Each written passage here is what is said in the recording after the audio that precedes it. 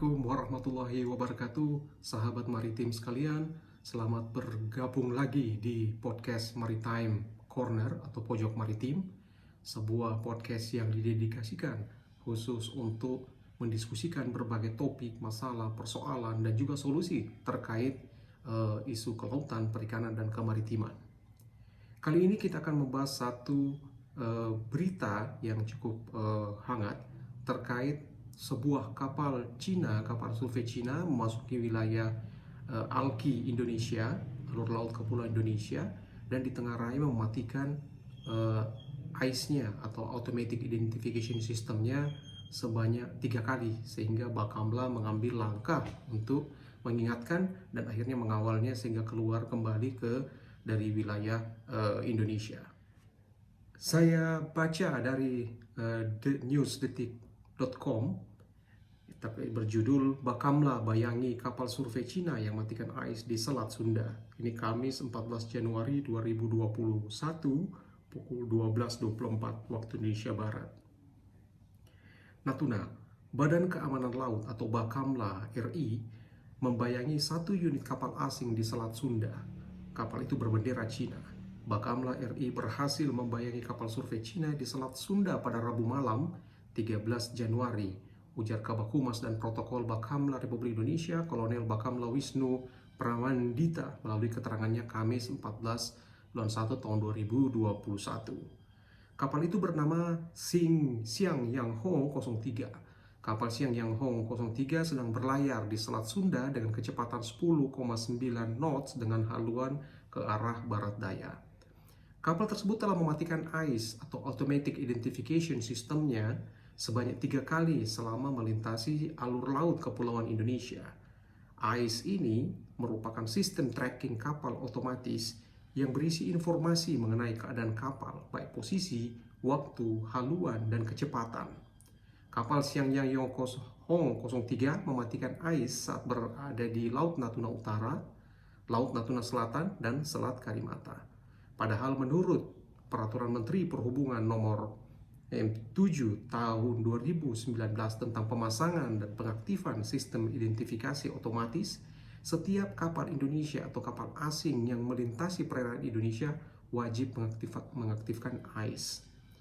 Menerima kabar tersebut, Direktur Operasi Laut Bakamla Laksamana Pertama Bakamla Suwito memerintahkan Letkol Bakamla Anto Hartanto untuk menuju Selat Sunda. KN Pulau Nipa 321 kemudian mengejar kapal Siang Yang Ho 03 di Selat Sunda.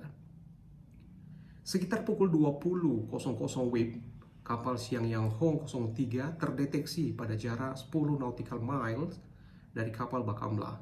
KN Pulau Nipa 321 kemudian membuka komunikasi melalui radio Marine Band di channel 16 dan mendapat respon dari kapal survei Cina tersebut, sebut Wisnu. Dari hasil komunikasi, kapal Siang Yang Hong 03 bertolak dari Cina menuju Samudera Hindia. Dari keterangan yang diberikan, penyebab tidak terdeteksinya AIS dalam 3 periode waktu disebabkan karena adanya kerusakan pada sistem tersebut, lanjut Wisnu. KN Pulau Nipa 321 tidak bisa melakukan pemeriksaan lebih lanjut karena cuaca buruk. Akhirnya KN Pulau Nipa 321 mengawal kapal Siang Yang Hong 03 keluar dari zona perairan Indonesia. KN Pulau Nipa 321 terus membayangi kapal survei Cina hingga keluar dari ZEEI atau Zona Ekonomi Eksklusif Indonesia tutupnya. Sahabat maritim yang baik, bagaimana kita menyikapi terkait kasus ini? Yang pertama, menurut saya kita harus memberikan apresiasi yang tinggi kepada pihak Bakamla yang begitu aktif mengawal dan juga membayangi dan mengingatkan kepada kapal survei Tiongkok ini untuk tidak mematikan AIS dan kembali di jalurnya dan bisa keluar dari zona ekonomi eksklusif itu. Ini apresiasi ini harus kita berikan. Kemudian yang kedua, dari sisi legal formalnya, sebenarnya kapal-kapal asing bisa memasuki wilayah Indonesia, khususnya di alur laut Kepulauan Indonesia, di mana saat ini sudah ada 3 alur laut Kepulauan Indonesia yang sudah diakui dan ini sudah ditetapkan karena kita sudah menjadi bagian dari perjanjian internasional. Kita sudah meratifikasi UNCLOS, United Nations Convention Law of the Sea, di mana di situ membolehkan kapal internasional untuk melewatinya. Misal kebijakan ini kemudian ditindaklanjuti dan diimplementasikan dalam berbagai turunan dan kerjasama dengan berbagai pihak, termasuk penetapan alur laut kepulauan Indonesia.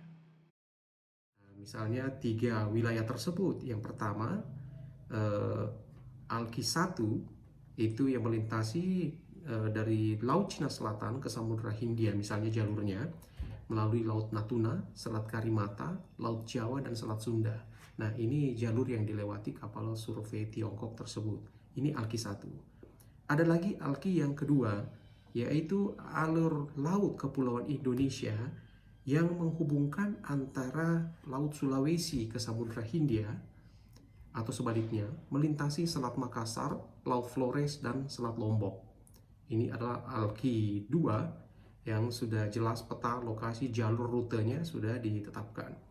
Kemudian ada lagi Alki yang ketiga, yaitu untuk pelayaran dari Samudra Pasifik ke Samudra Hindia atau sebaliknya, melintasi Laut Maluku, Laut Seram, Laut Banda, Selat Ombai, dan Laut Sawu. Jadi kemudian di Alki 3 ini ada 3 cabangnya. Ada cabang 1, kemudian dengan cabang ketiganya ini menunjukkan lokasi-lokasi rute-rute yang bisa dilewati oleh kapal-kapal internasional. Jadi secara legal ini bisa dilakukan, tidak perlu membuat kita panik. Yang selanjutnya perlu kita diskusikan adalah mengapa AIS-nya dimatikan sebanyak 3 kali tersebut. Motif apa? Kalau dikatakan rusak, harusnya sudah bisa dikoordinasikan sejak awal kepada pihak Indonesia bahwa ada terjadi trouble, sehingga ini bisa diantisipasi sebagai sebuah kasus yang tidak normal. Itu hal ini perlu diklarifikasi lebih lanjut. Sebenarnya pemerintah Indonesia sudah mengeluarkan PP nomor 37 tahun 2002, di mana di PP tersebut itu sudah menjelaskan hak dan kewajiban kapal dan pesawat udara asing dalam melaksanakan hak lintas alur laut kepulauan melalui alur laut kepulauan yang ditetapkan oleh Presiden Republik Indonesia. Jadi di sini sebenarnya sudah ada hak-hak dan kewajiban yang harus dijalankan oleh kapal-kapal yang akan melewati. Jadi betul dia boleh lewat, itu freedom of passage sudah ada, akan tetapi ada serangkaian kewajiban dan hak yang perlu dilakukan. Antara lain tentu saja di berbagai pasalnya sudah digambarkan, dia harus melewatinya, jangan singgah-singgah. Kemudian untuk kapal atau pesawat asing tidak boleh melintas menyimpang lebih dari 25 mil laut ke kedua sisi dari sumbu yang sudah ada. Kemudian tidak boleh melakukan ancaman atau menggunakan kekerasan terhadap kedaulatan, keutuhan wilayah. Kemudian bahkan kapal perang dan pesawat udara militer asing sewaktu menggunakan hak lintas laut alur kepulauan tidak boleh melakukan latihan perang-perangan atau latihan menggunakan senjata apapun dengan menggunakan amunisi, kecuali dalam keadaan force majeure atau hal musibah tentu saja. Jadi ini sebenarnya sudah diatur, bahkan untuk misalnya kapal ikan, kapal penangkap ikan pun boleh lewat, tapi tidak boleh melakukan penangkapan atau alatnya itu tidak boleh diturunkan atau harus wajib menyimpan alat ini. Ini semua sudah terdata dan juga ada peraturan-peraturan yang sudah secara internasional sudah diakui oleh IMO, International Maritime Organization, yaitu misalnya terkait mulai tidak boleh membuang limbah, minyak, dan bahan-bahan perusak lingkungan laut. Kemudian dumping di perairan Indonesia tidak boleh. Kemudian berbagai hal yang terkait juga tidak boleh. Jadi tinggal dilihat berbagai aturan yang ada di situ sehingga ini bisa dipatuhi oleh asing. Nah, yang menarik untuk kita bahas ini adalah karena kita memiliki 3 alki yang posisinya sangat strategis. Posisi Indonesia sangat strategis sehingga tidak kurang dari 40% lalu lintas niaga kapal-kapal dunia itu melewati wilayah Indonesia melalui alki tersebut. Nah, alki 1 ini termasuk yang paling padat, khususnya di Selat Malaka, kemudian masuk di Selat Sunda. Ini cukup intensif kapal-kapal di situ sekarang, di mana dilaporkan tidak kurang dari 100.000 kapal yang melewati Selat Malaka setiap tahun. Padahal itu merupakan celah sempit di situ. Sehingga makanya ini potensi tumpahan minyak, tabrakan, kecelakaan ini adalah hal yang harus diantisipasi oleh negara Indonesia ya sebagai lokasi di mana alki tersebut berada.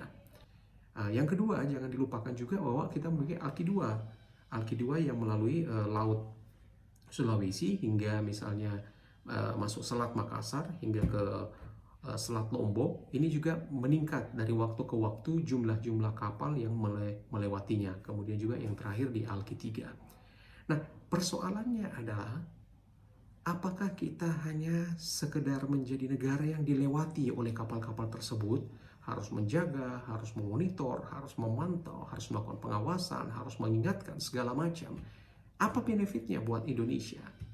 Kita melihat bahwa pendapatan Indonesia misalnya dari Selat Malaka, di mana ribuan kapal yang melewati di situ, itu mayoritas singgah di Singapura, sehingga Singapura dan Malaysia yang meskipun lokasinya jauh lebih kecil daripada Indonesia di kawasan tersebut, mendapatkan manfaat yang sangat signifikan.